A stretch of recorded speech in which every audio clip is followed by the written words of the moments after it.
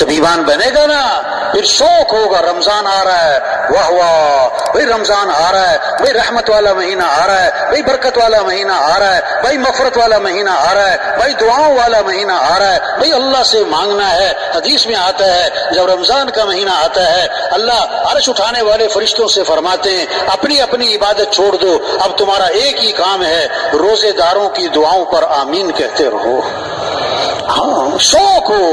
حدیث میں آج جس نے ایک روزہ چھوڑ دیا رمضان کا، ساری زندگی روزے رکھتا رہے، ایک روزہ چھوڑنے کا جو نقصان ہوا ہے اس کی تلافی نہیں ہو سکتی۔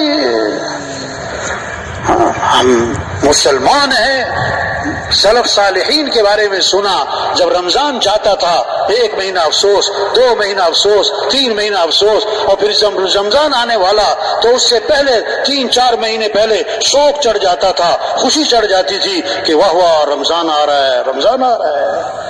جب ایمان بنے گا نا پھر یہ شوق ہوگا نماز کا، شوق ہوگا رمضان روزوں کا، شوق ہوگا اللہ کے گھر جانا ہے، بیت اللہ حج پہ جانا ہے۔ حدیث میں آتا ہے جس پر حج فرض ہے اور وہ نہیں کرتا، آپ نے فرمایا مجھے کوئی پرواہ نہیں، یا یہودی ہو کے مرے یا عیسائی ہو کے مر جائے۔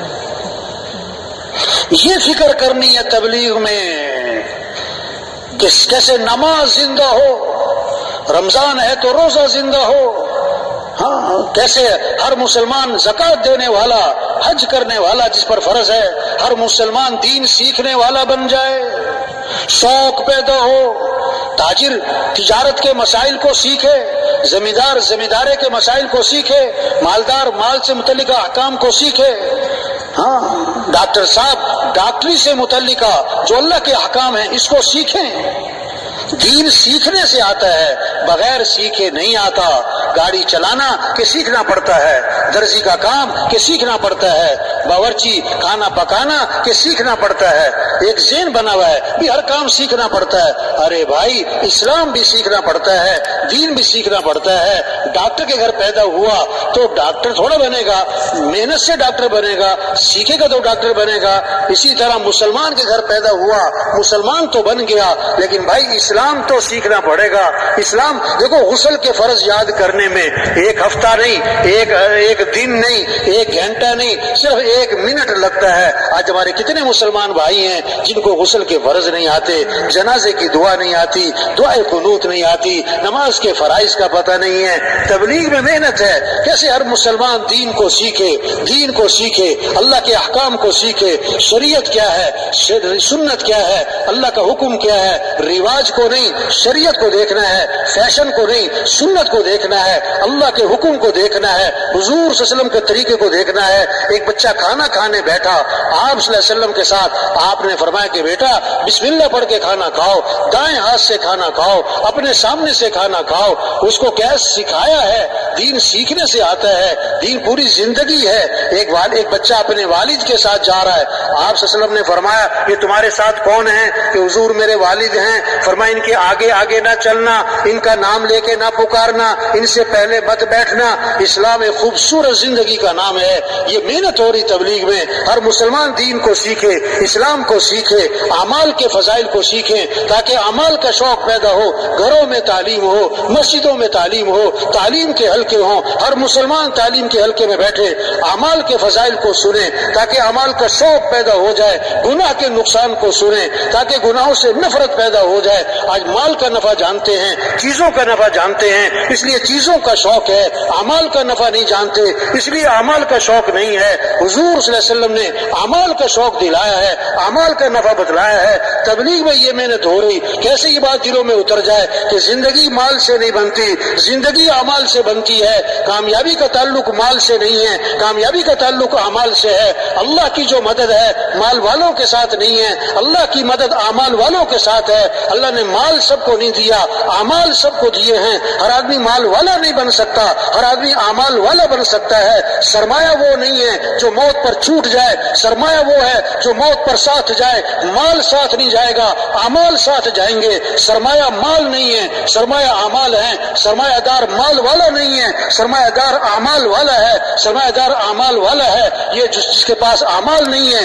یہ فقیر کون ہے؟ جس کے پاس مال نہیں، نہیں فقیر وہ جس کے پاس اعمال نہیں۔ یہ قبر کا فقیر ہے، یہ قیامت کا فقیر ہے، یہ آخرت کا فقیر ہے. صحابہ کے پاس مال نہیں اعمال تھے. صحابہ میں مال کا نہیں اعمال کا شوق تھا. ہر صحابی مالدار نہیں دیندار بننا چاہتا, عمل والا بننا چاہتا. صحابہ کی جو دوڑ لگی ہوئی تھی مال میں آگے بڑھنے کی نہیں تھی, اعمال میں آگے بڑھنے کی تھی. غریب غریب صحابہ اکٹھے ہوئے اور حضور صلی اللہ علیہ وسلم کے میں حاضر ہوئے اور آ کر ایک مقدمہ لائے کہ حضور کیا ہوا کہ حضور یہ مالدار بھائی ہم سے آگے نکل رہے, ہم پیچھے رہ گئے. وہ کیسے بھائی؟ وہ نماز پڑھتے ہیں, ہم نماز پڑھتے ہیں برابر ہے. وہ روزہ رکھتے ہیں, ہم روزہ رکھتے ہیں برابر ہے. ان کے پاس مال ہے, یہ اللہ کے راستے میں خرچ کرتے ہیں. یہ کیا ہے؟ یہ غلاموں کو آزاد کرتے ہیں, خرید کے آزاد کرتے ہیں. ہمارے پاس مال کوئی نہیں, ہم اللہ کے راستے میں خرچ نہیں کر سکتے. تو خرچ کرنے کے عمل میں یہ ہم سے آگے نکل رہے, یہ پریشانی لے کر آئے. آپ نے فرمایا میں تمہیں ایسا عمل بتلاتا ہوں جو اس عمل کو کرے گا اس سے آگے کوئی نکل نہیں سکے گا, اتنا اجر کمائے گا اس کے برابر کوئی پہنچ نہ سکے گا.